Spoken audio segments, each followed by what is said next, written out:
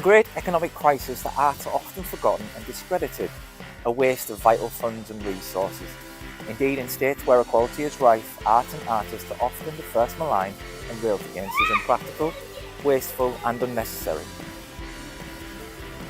Just feel a bit sad.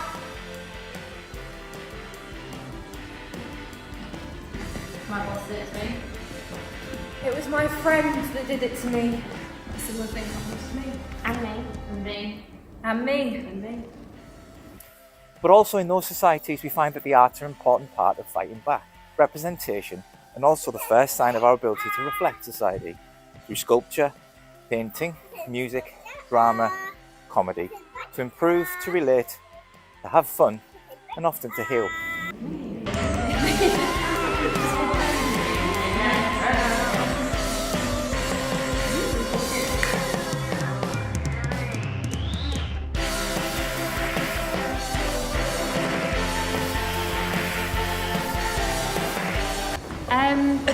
As a company, we started in like February 2021? Yeah, and that was Danny, Emily and I and Neve, who is still part of the company but she's moved away now. And then this project started about a year ago. Yeah, like very early stages of development was a year ago, like getting initial venues and stuff booked in.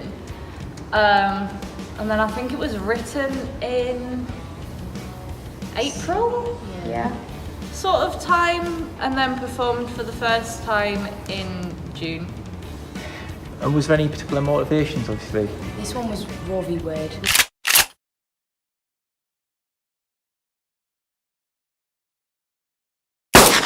Yeah, that was just starting to come into the news as a debate, and just a debate. And so I was like, I need to write a show. Perfect thing to write a show on, because it's ridiculous that we're having these conversations. And then We were mid-rehearsal. The week before going on stage for the first time, and it got overturned.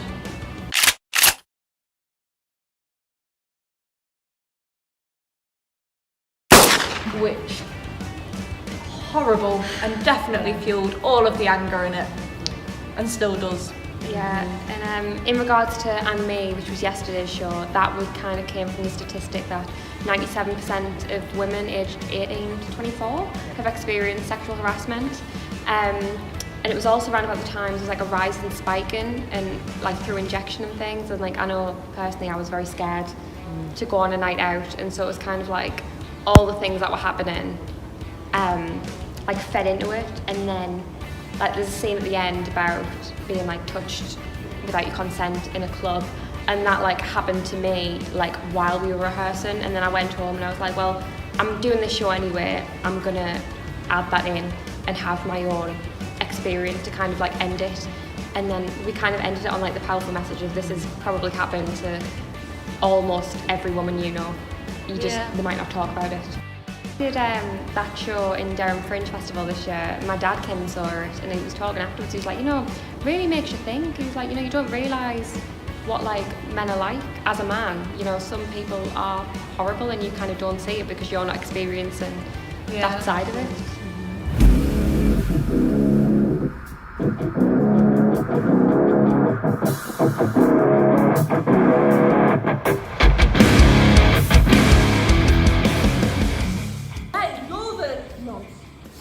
Stupid, embezzling, Nonce. Yeah. The way it went about, it wasn't like, this is bad, this shouldn't happen. It was done in clever ways, like there was like clowning sections within it, which like highlighted like Donald Trump quotes and stuff like that.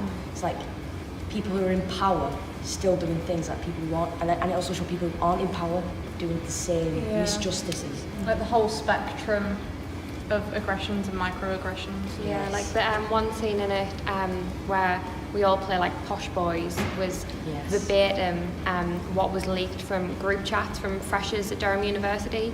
They had a competition on who could sleep with the poorest girl on campus, and in that scene it's word for word what was said in those group chats, and a lot of people are surprised to hear that because they think we just made it up.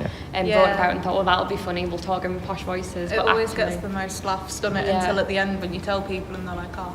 Yeah. It's funny. It is. Still not laughing. You get it? It's funny 'cause it's called Dean. Do you want to go? Oh, well, he's buying me a drink. Let's go.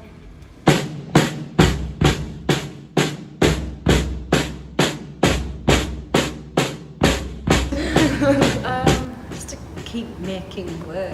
We're very much sort of inspired by what's happening in the real world, and always wanting to make like a commentary about it, and just because if there is a show that we can put on that changes something in someone, then we've done our job. As much as we love to entertain, I think we found a sort of real sweet spot in like the social commentary. It's also really important to us that we make work that's pay what you decide, and so people don't have to pay a penny, full stop, or they can choose to pay how much they want based on how much they like the show.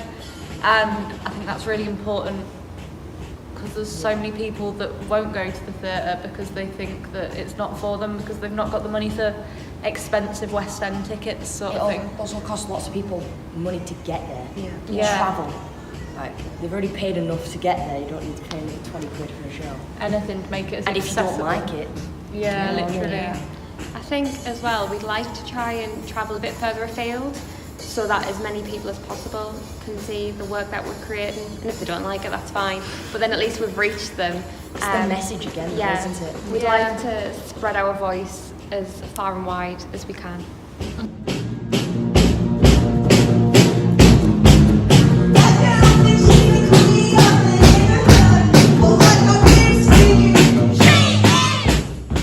We've been invited for and me to perform at a Women's Aid conference in Blackpool on December 1st, which is really exciting. So we're hoping to reach a few more people with that, and I think we're heading in the right direction with who we're reaching and kind of like the network of people that we have, and we just want to keep expanding that really. Building our audience and getting the message out to more people, making more stuff.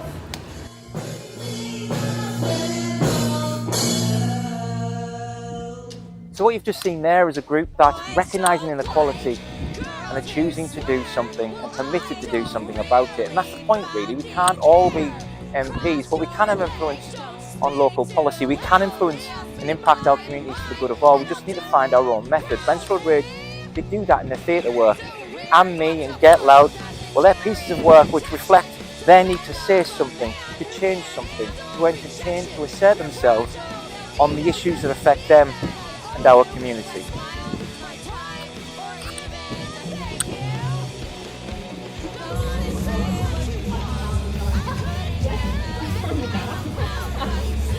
Just to think, you know, about 6 months ago you wouldn't have got that reaction probably.